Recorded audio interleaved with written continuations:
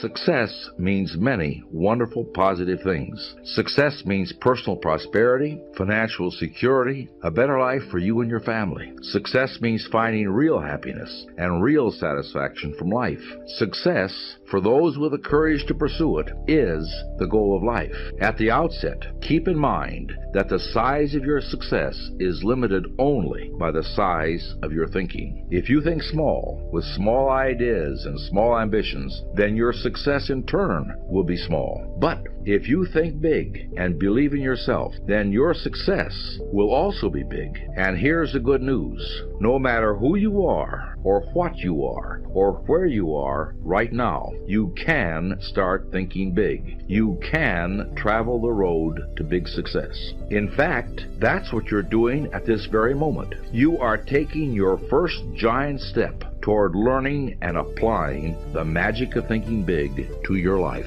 Thinking big begins with believing big. You know, one of the greatest pieces of success-building wisdom is found in that biblical quotation that says, "Faith can move mountains." That is the essence of believing big.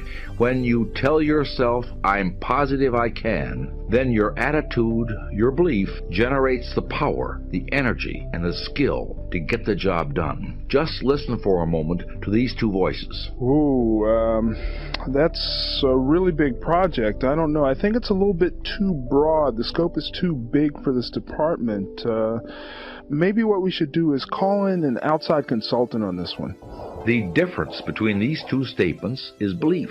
The first voice was a person who didn't believe in himself and who won't take on anything that looks bigger than his own petty view. The second person believed she could do it, and I'll give you my personal guarantee that because she believed she could do it, she got the job done. You see, belief is like a thermostat that regulates what we accomplish in life. Study the person that's just shuffling along down there in the mud of mediocrity. He believes that he's worth very little, and so he receives very little, and he accomplishes very little. His lack of belief in himself shows through in the way he walks, the way he talks, and the way he acts. Unless he can readjust his belief thermostat forward, his image of himself is going to continue to shrink. And since others see in us exactly what we see in ourselves, he will grow smaller in the estimation of the people around him as well. But now look at the person who is advancing forward. This person believes he's worth a great deal, and so he receives a great deal. He believes he can handle big, important, difficult assignments, and so he can, and so he does. In fact, everything the big thinker does, the way he handles himself with people, his thoughts, his viewpoints, all say, here is a professional. Here is an important person. Your mind is a thought factory. It's a factory that produces thousands of thoughts each day. There are two foremen in charge of your factory. One of them is named Mr. Triumph, and the other is named Mr. Defeat. Mr. Triumph is in charge of manufacturing positive thoughts. He specializes in producing reasons why you can do things, why you're qualified, why you will succeed. Mr. Defeat is in charge of negative thought production. He's your expert on developing reasons why you can't succeed, why you're weak or inadequate. To see how these two foremen work for you, try this. Say to yourself, "It's a lousy day." This thought signals Mr. Defeat into action, and he immediately manufactures thoughts to prove that you're right. It's too hot, or it's too cold, or business looks bad today, sales will drop, you don't feel like dealing with customers, you have a headache, your wife or your husband was in a bad mood this morning. Mr. Defeat is amazingly efficient. In just a few minutes he's done his job so well that you're completely convinced that this is a really bad day. But now tell yourself, this is a fine day, and this time Mr. Triumph is signaled into action, and he tells you, yes indeed, it's a wonderful day. The weather's refreshing. It's good to be alive. You can catch up on all that work today. It's a pleasure to be doing business on a day like this. And before you know it, it is a good day. Mr. Defeat will tell you why you can't land the Mortimer account. Mr. Triumph will tell you why you can. Mr. Defeat will tell you why you don't deserve the promotion and why you shouldn't even bother to try for it. Mr. Triumph will show you why no one else on earth is more qualified for that job than you are. Mr. Defeat will help you prepare a brilliant case against the guy you work with. He'll show you why he's impossible to be around and how he makes your life miserable. Mr. Triumph will show you his positive qualities and help you find ways to make your association with him succeed.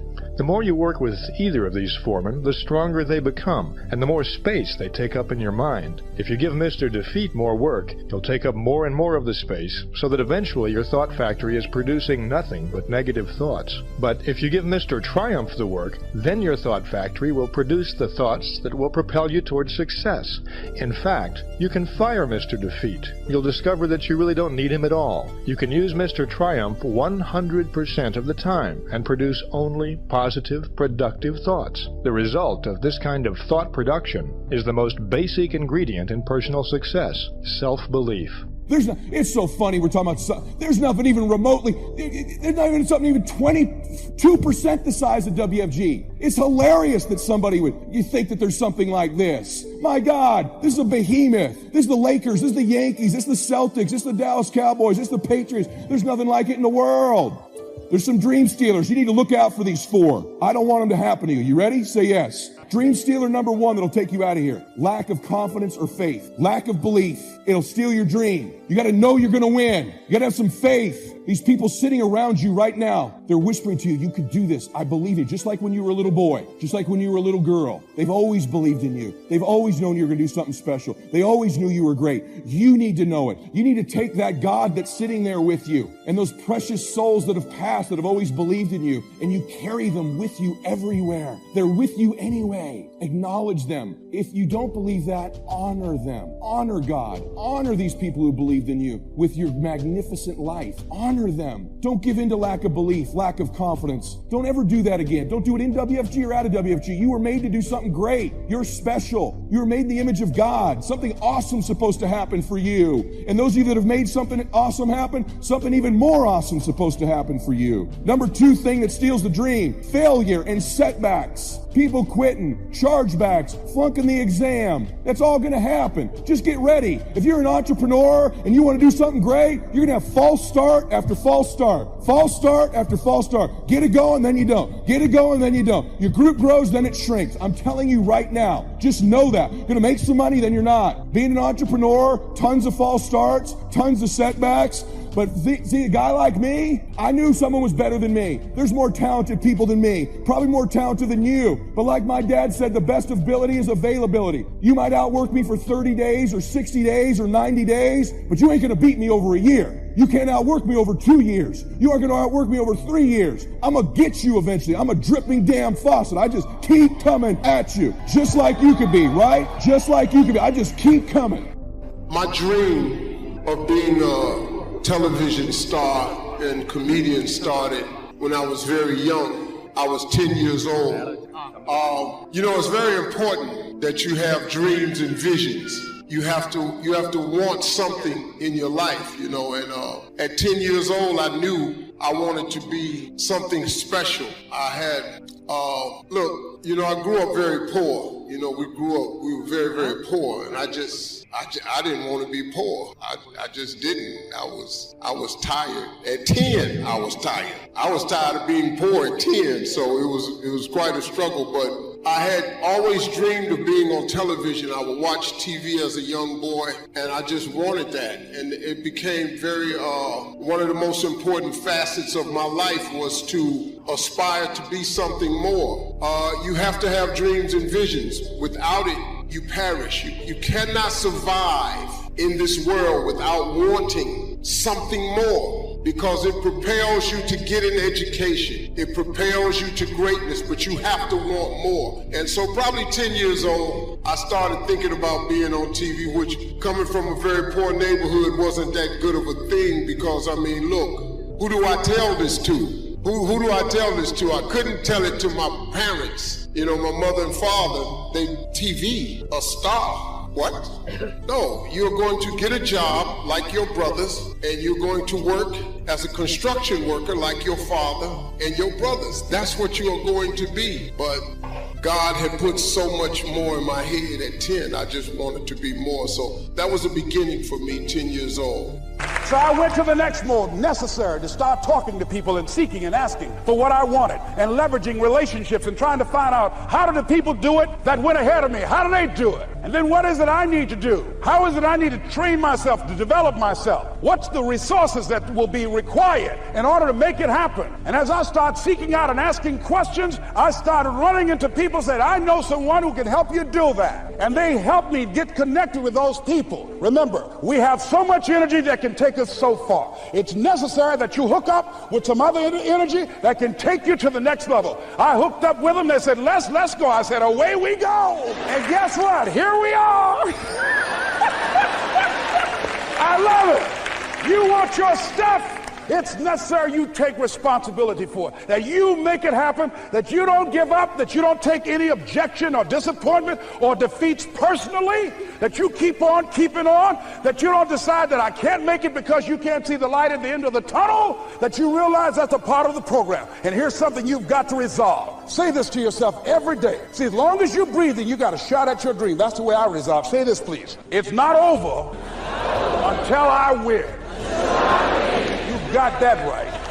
Not over till I get through. It's not over till I get over. Not over till I get what I want. Door can't open today, look out. I'm going to come back and take the hinges off. That's how you got to do that. You've got to have that kind of courage, that type of determination. If you want to make it happen, it's you. That you've got to take personal responsibility to make it happen. That you have got to own what it is that you want to do. If it's taking care of your well-being, if it's making a difference in our school system, if it's working with senior citizens, if it's to protect our ecology, if it's to create an economic renaissance, if it's just to take yourself to another level, it's you. You've got to make that happen. We can point out many things that can make it inconvenient or can slow us down, but ultimately, it's on us. Next step is, not only is it possible and necessary, and it's you to live your dream, to make this greatness that you have within you become a reality. Taking pictures, that's pretty easy. Buying a book at a bookstore, that's pretty easy. Here's one that's a little more challenging. Be student enough of your own life and your own future and your own destiny. Be student enough to take the time to keep the notes and keep journal. You'll be so glad you did. What a treasure to leave behind when you go, your journal. Wow, I wouldn't be without mine now. I'm in Carmel, California, one of my favorite places. It's where I wrote my first book called Seasons of Life. I went to this little church one Sunday morning. First time I'd been there. Little small church, I don't know, 150 people. Classic sermon that morning. Classic sermon. One of the best I've ever heard in all of my life. I happened to be there. And I had my journal. While this sermon is going on, I can't believe it was so precise. It was so unique. It was so powerful. And I've got my journal and I'm taking notes of this classic sermon. Guess how many other people were taking notes? Approximately, guess. How many do you suppose? It looked like, best as I could tell, I'm the only one taking note of this class sermon. Now, since I'm a stranger there, and it's the first time I've been there, and I'm taking these notes, people started looking, who is he and what's he doing? I started feeling just a little bit uncomfortable. I'm still writing. Now I'm feeling kind of like a spy, right? I could hear some of them say, he's going to get out of here with some of this stuff. And I did. I'm the guy that walked away with the stuff. I'm asking you to be no less sincere and be no less committed to the advancement of your philosophy, the set of the sail. Talk about have your best year ever this year, and then get ready for next year, your very best year ever, and they'll start being the best year after year. If you'll commit yourself to some of this simple stuff called personal development, start with a walk around the block. Start with the refinement of your philosophy. Start with the teaching of your own fabulous mind, where all the answers are. I can only give you a few answers from my own experience. The rest of all the magical answers are within the confines of your own mind. But it takes the books, it takes the cassettes, it takes the videos, personal conversation, sermons, lyrics from songs, dialogue from the movie. Let your heart be stirred by words. Find ways to capture part of your personal development. Now here's the last subject on personal development just before we take our break. Isn't this good stuff? I'm telling you, this stuff changed my life. Turned me every way but loose. I've never been the same since the teacher gave me some of this simple instruction. How to go from where you are to where you want to go. How to go from what you are to what you want to become. How to go from pennies to treasure. How to go from nothing to fortune. It's all within the confines of this stuff that I've been trying to share with you, laboring best I can.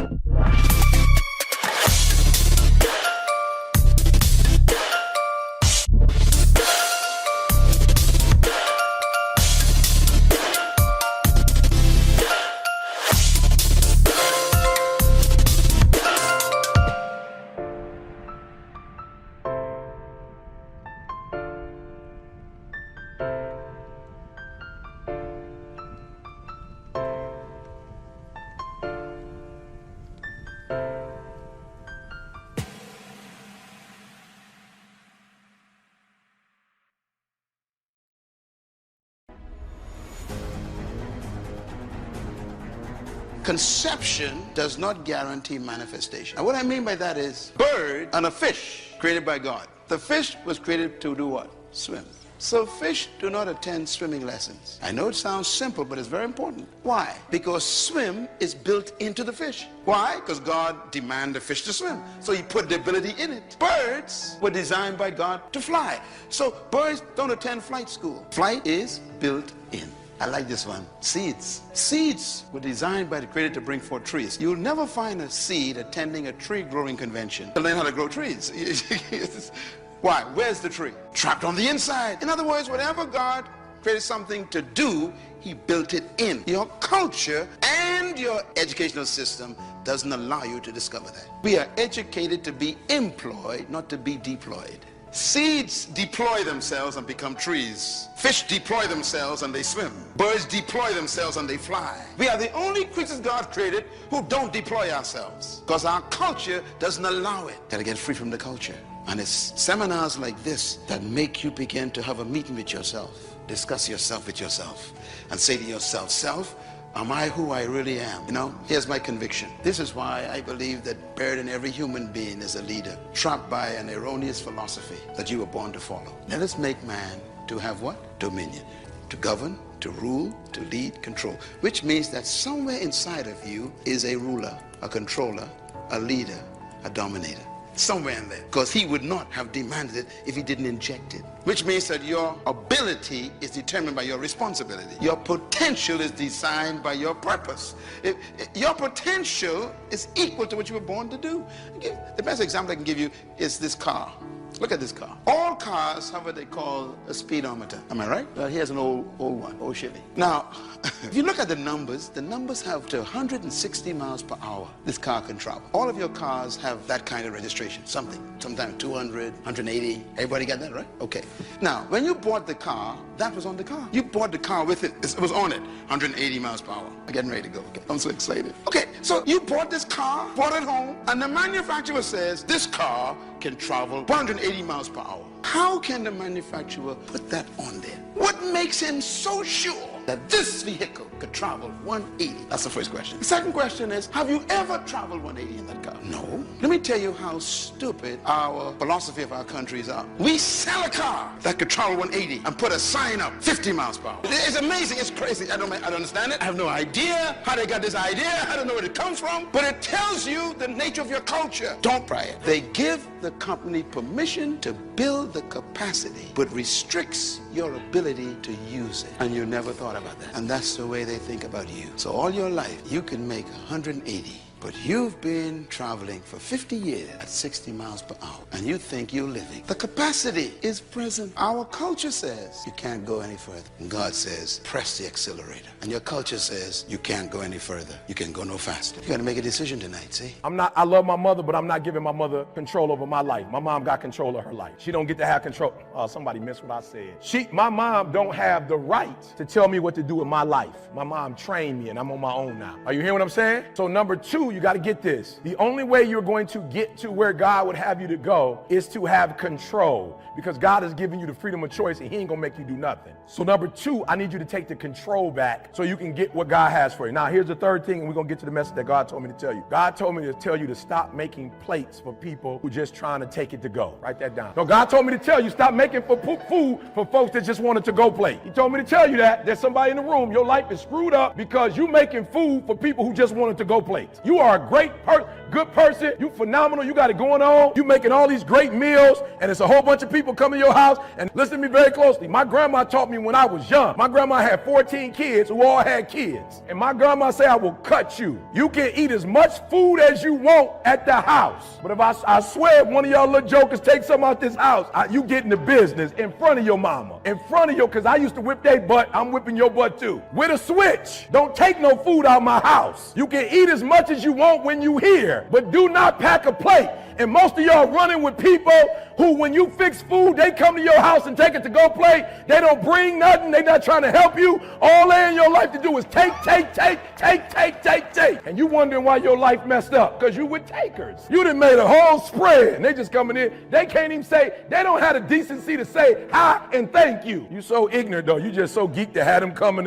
So-and-so came to my house. I'm so glad they came over. Listen to me. I promise you there's some other folks who cooking or who would bring at least something to drink and some cups that would love to come to your house. You ain't got to put up with that mess. And so in 2019, God told me to tell you, your life gonna go to a whole nother level if you just get rid of folks who bringing in to-go containers. You already know who they are too. As soon as I said it, you already knew who you like. See, they'll never bring nothing. You didn't even notice at first until it came in the atmosphere. Then all of a sudden you was like, you're right. They always taking. And I tell my babies all the time, it ain't nothing wrong with helping, but you can't help when you ain't got nothing. You got to have something first before you can help somebody. I couldn't do this if I was broke. The plane tickets cost money. The hotel I'm staying at in Buckhead costs money. I couldn't do this if I was broke. I couldn't be a blessing of you if I was broke. And most of y'all, you broke and you trying to bless somebody when you broke. You ain't that desperate for company. You can't be that desperate to have somebody at your house. And he keep eating at your house but going to stay at her house. I'm just trying to help somebody. She coming to get a plate from your house, but she's sleeping at his house. Ain't nothing wrong with getting a plate, boo, but you gonna have to stay. You're gonna have to at least stay. You know what I'm saying?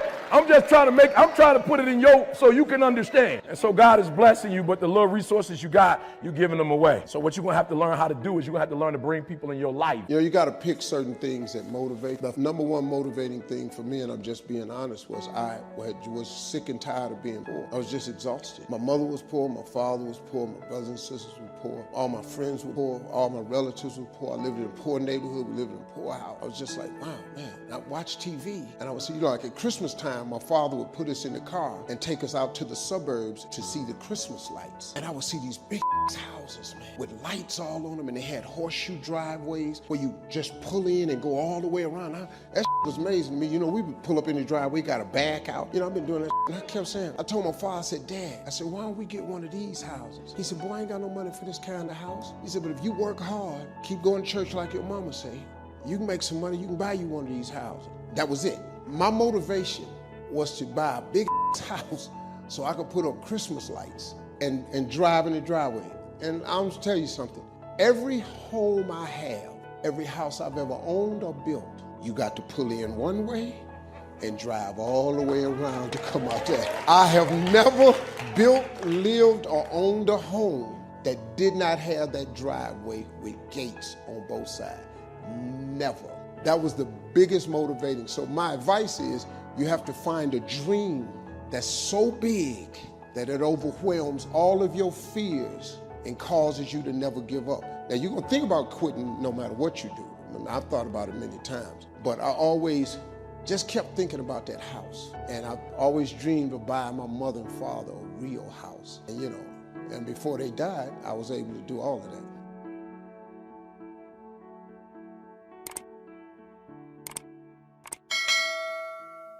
Hi, welcome back to Mind Control, where we inspire and motivate you. Hope you enjoy the video. Key phrase, faith is the ability to see things that don't yet exist. And that's how things exist. How did this hotel get here? Someone saw it while the property was vacant. You say, well, is it possible to see this hotel when it isn't here? And the answer is yes, of course. If somebody cannot see it when it is not here, then it will never be here. So it's possible to see things that don't yet exist. Interesting. When should you start building this hotel? This is a good question for your philosophical musings. When should we start building the house? When should we start? And here's the answer. As soon as it's finished. You wouldn't start building the house until you had it finished. If you just started laying bricks and somebody came around and said, what are you doing? Said, I'm just laying bricks. And said, what are you building? And you said, I have no idea. See, they'll take you away to a safe place. So have you got that now? It's possible to finish something before you start. In fact, it would be a bit foolish to start until you had it finished. So human beings have this remarkable ability to finish something and then start it. We've heard the old expression, don't count your chickens until they're hatched. Say, no, we have the ability to count our chickens long before they're hatched. Because we know, we have faith, we believe. We use the law of averages. There's bound to be at least so many.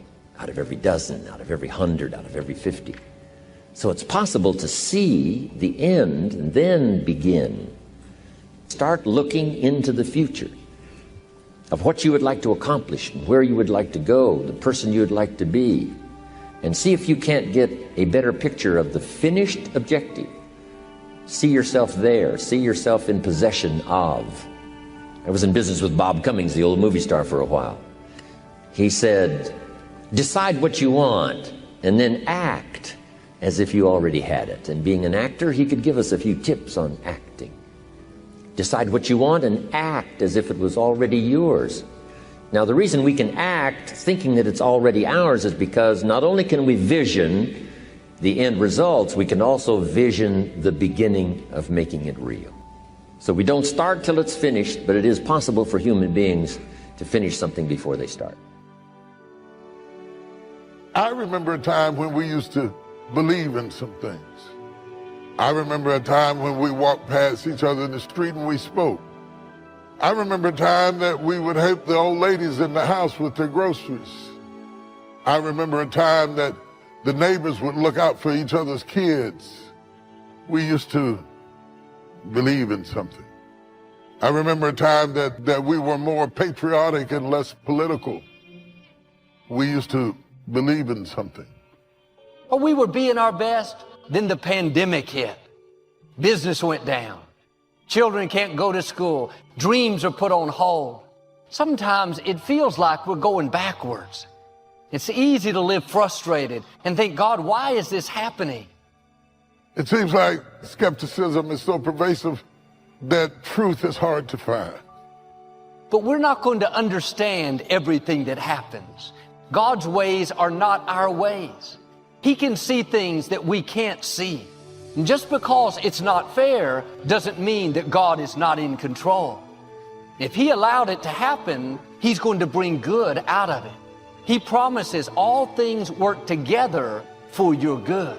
On its own, it may not be good.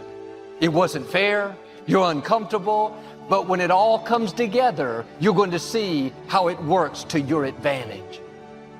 A solid, concrete belief system that we can all embrace and agree on becomes difficult over the smallest things. We don't believe in science, no matter how educated, no matter how many tests and evidence is brought before us. We don't believe in science. Then some folk believe in science, they don't believe in God. No matter how God moves and how many times He blesses, they don't believe in God. There are still some people that still refuse to believe. They're willfully blind. They're conveniently blind. They're blind because the blindness makes them comfortable. We choose to be blind. We have reduced God down to the universe, failing to recognize that God created the universe. We now worship the creation more than the Creator, and we pray to the things God made rather than to the God that made them. We used to believe in something. We used to have some ideals and creeds. But today we are in a time of skepticism. Everything is met with a challenge. The difficulty, the delay, the betrayal was all instrumental in you reaching your destiny. But none of us like bad breaks, loss, delay. But without that difficulty, you couldn't become who you were created to be. It may look like a dead end, but really it's setting you up for promotion. That person that left you, it was hurtful. God moved them out of the way so He could bring someone better. But that struggle was difficult. You didn't do anything wrong, but you had opposition at work. Your child wouldn't do what's right. It wasn't fair, but what you couldn't see is it was growing you up, developing your character, getting you stronger, more confident, more determined. Without it, you wouldn't be prepared for the blessing, the increase, the new levels that are coming your way. You may not understand what you're going through. You could live worried, discouraged. Try a new approach. God, I don't understand it, but I trust you. I know you're in control. You're working all things for my good. So I'm not going to live upset. I'm going to stay in peace, knowing that you will get me to where I'm supposed to be. It's a hard job to preach anymore because preaching is based on faith, and faith has gone out of style because we don't believe. We don't believe in anything. They don't believe in parents. They don't believe in structure. They don't believe in respect. They don't believe in order. People have babies, leave them in the trash can. They don't believe in raising children. We used to believe in something. We're living in an era of skepticism. Truth is optional. It's your opinion. It's whatever you choose for it to be. Alternative truths, alternative realities. We used to believe in something. I'm not shocked that unbelievers don't believe. That's why they are unbelievers. But I'm shocked sometimes to recognize that the skepticism that was outside the boat has crept through the pores of the boat. Somehow it has filtered through the pitch and got inside the ark, and now you have to believe.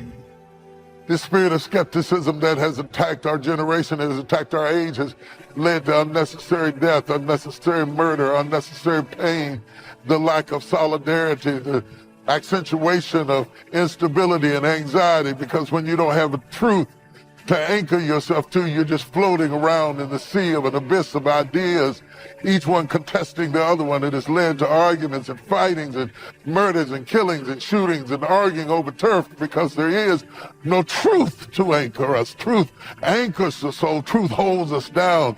Truth opens up revelation. Truth opens up doors. It is about believing. It's about believing. Faith is the currency of heaven. It's what it is to heaven what money is to earth. It's what God uses to transact business, because without faith, it is impossible to please God.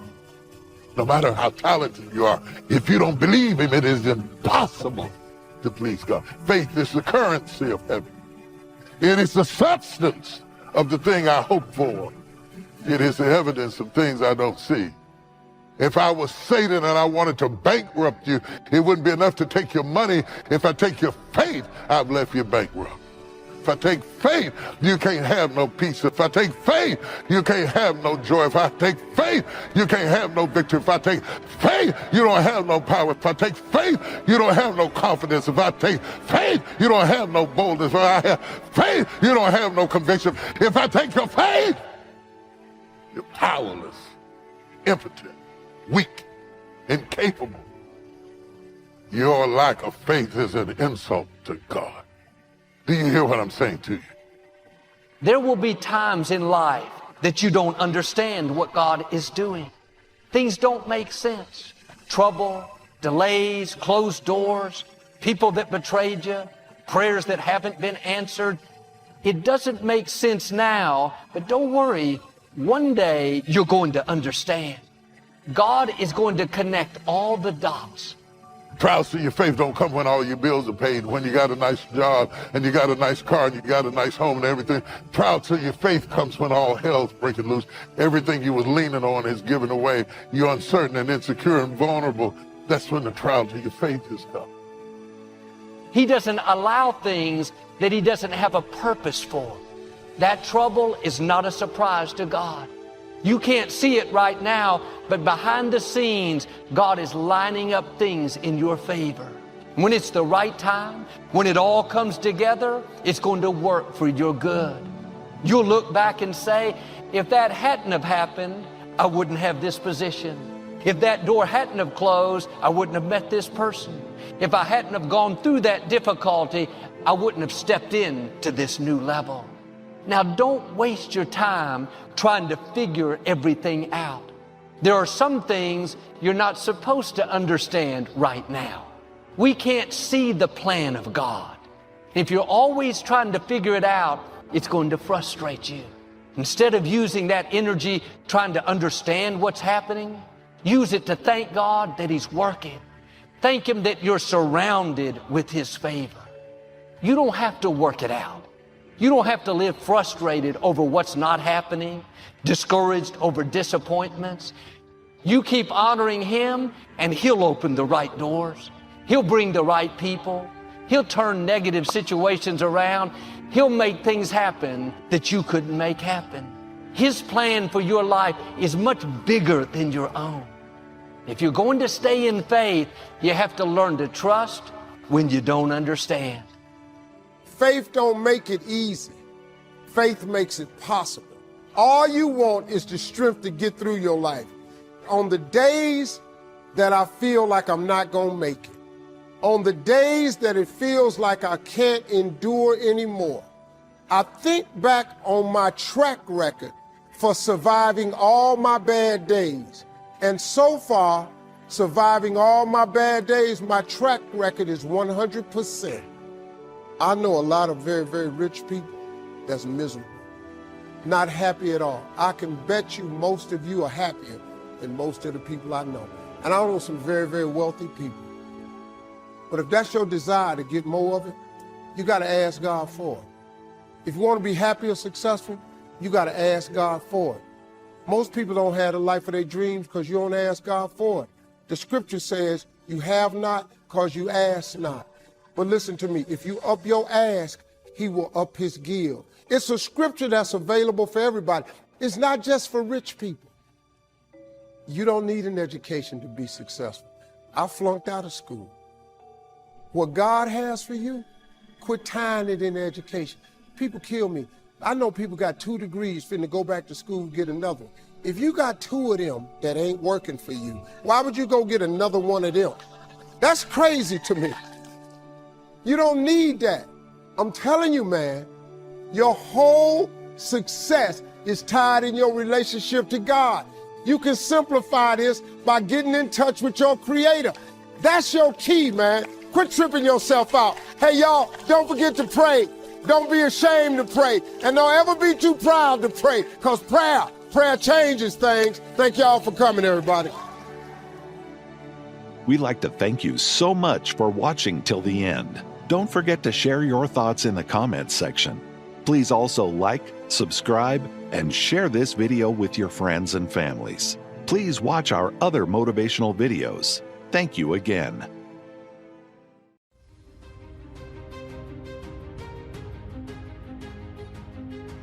The noise in your family.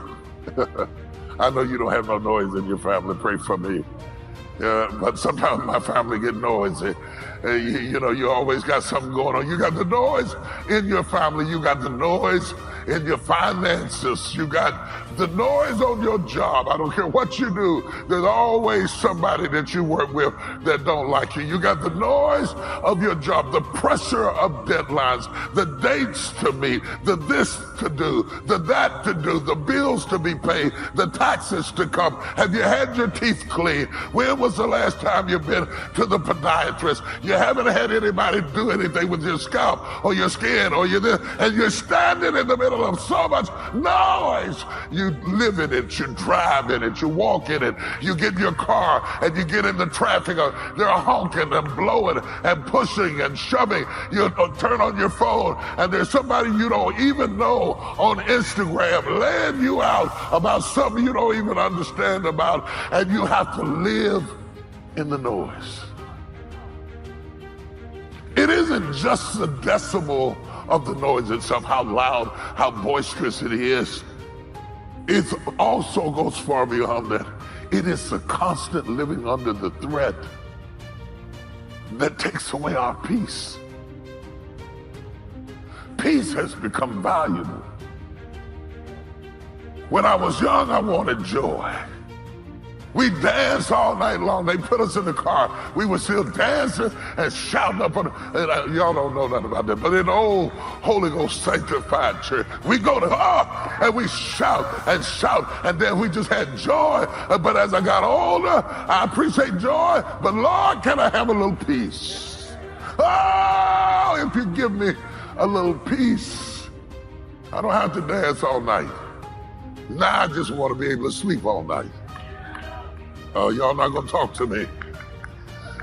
We've lost the sense of peace, the sense of contentment, the sense of well-being, the feeling of safety. Looking over your shoulder in the grocery store, can't go to a theater without watching everybody. In the airport, looking for a strange bag dropped at a strange place. You're scared of everybody, living constantly under the threats of not knowing what's going to happen next. It will do certain things to you that will put you down and keep you down if you let it. It doesn't give you any strength. It gives you more weakness than power. When you surround yourself with people that are negative, when you surround yourself with different things that are not helping you to grow strong, but instead put you in a position where you're at a weak state and you don't feel that you could come back from it, that's exactly what negativity does. You cannot get anywhere in life when you're having negative things around you. If you are in a negative environment, these things will hinder you from success. You have got to understand what negativity truly ultimately does. Eventually, it will put you in a position where you are feeling hopeless. You feel that you got to depend on someone to be happy, but you don't. You feel like you got to hang around a bunch of people to feel important, but you don't. You got to understand when you're hanging around things that is not helping you to move up, it's only going to put you in a position where you're going to stay down. And this is not a place that you want to be. Do not let negative tell you what to do. Don't let negativity put you in a position that you feel that there's nothing going to come out of you. You have every opportunity right in front of you. Just take a moment of clarity within yourself and realize that you do matter. Understand that there's purpose within you, ladies and gentlemen. Understand that you do matter for a reason because you exist for a reason. Now, if you let negative or negativity control you, control your thoughts, control your actions, then what's left? You got to get past this thing about wondering who, what, when, and where, and how you're going to go to the next level. The only way you're going to move up is you got to move up with the right mindset and understanding that you have all the power and uniqueness within you to get to the level you want to be in your life. But you can't allow things that are holding you back to take control of your life. You can get discouraged a lot of ways, but the one surefire way to avoid discouragement, first of all, let's understand something. We're all participating in this thing called life. All of us. Life has ebb and flows. Mountaintops, it's got valleys, it's got thunderstorms in it, earthquakes. This life, you stop expecting it to go smooth, because it ain't finna go smooth. The road to success is always under construction. This life ain't set up to be smooth. You combat negativity and you combat discouragement with gratitude. It's the one way to combat discouragement is with gratitude. What messes you up is you focus on the thing that's not happening, and that causes you to get discouraged. So whenever you get discouraged, you have to change your focus from what's not happening to what has happened. And it straightens you out immediately. Because what causes the downslide is if you get wrapped up into what ain't happening, it get ugly, man. And it just snowballs. But you have to focus on gratitude. People don't understand how serious gratitude is. You know, it's a serious principle of success. It's hard to be miserable and grateful at the same time. I learned this at my mother's funeral, man, which was like the roughest. That week of my life was like chaotic, man. I thought I was gonna die. My mama passed. I was 40. I didn't do good, man. I thought I was crumbling. I really, man, I didn't know what that was, man. The most important person to me was gone. I was crushed. I thought I was gonna die. And at the funeral, my mother was a Sunday school teacher for 40 years. And I'm devastated. My mother's in a casket. That's just not the picture I ever wanted to see, right? And I was struggling with her being up there. And the preacher stood up and he said, I know y'all hurting. I got 2 brothers and 2 sisters. He said, but I want y'all to look around at this church. My mama had been a Sunday school teacher for 40 years. Church was packed. It was packed. He said, the overflow room is full. He said, we've put up projector screens in the parking lot. We don't do that on Easter. We done set up projector screens in the parking lot because so many people then came to see your mother off. Said, because your mother meant something to everybody. My church, my mama's funeral was filled with the hood, the gangsters, pimps, the hustlers, the dope boys, the police, the politicians, church people. He started talking about, he said, look how full this church is. Look at the lives she touched. Look what she meant to so many people. We got people in this church we ain't seen in years. He said, look at this. And I want you to think of all the incredible things your mother has ever done. And then he started listing the things she had done around the church and what people had said about her. And we started smiling. And this was the first time I had smiled in a week. That week was ugly for me. And he said, now listen to this. You see the smiles on your face? He said, joy and depression cannot reside in the same space. So when you get down and you start thinking about how dark it is, I want you to remember everything your mother taught you that was good. And that replaced all the negative thoughts I was having. Because joy and depression cannot reside in the same space. Well, now, you got to take that concept and apply it to your life. If joy and depression cannot reside in the same place, when you get depressed and you get discouraged, you got to replace it with joy.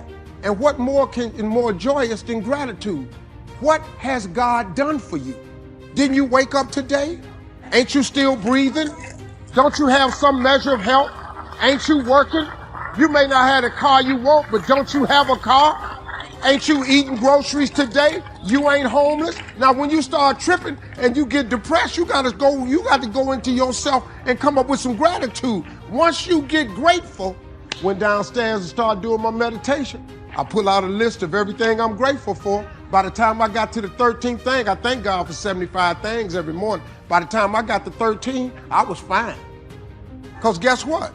I'm alive, I'm breathing, I'm healthy. I'm finna go do a job. I tell jokes. They finna pay me.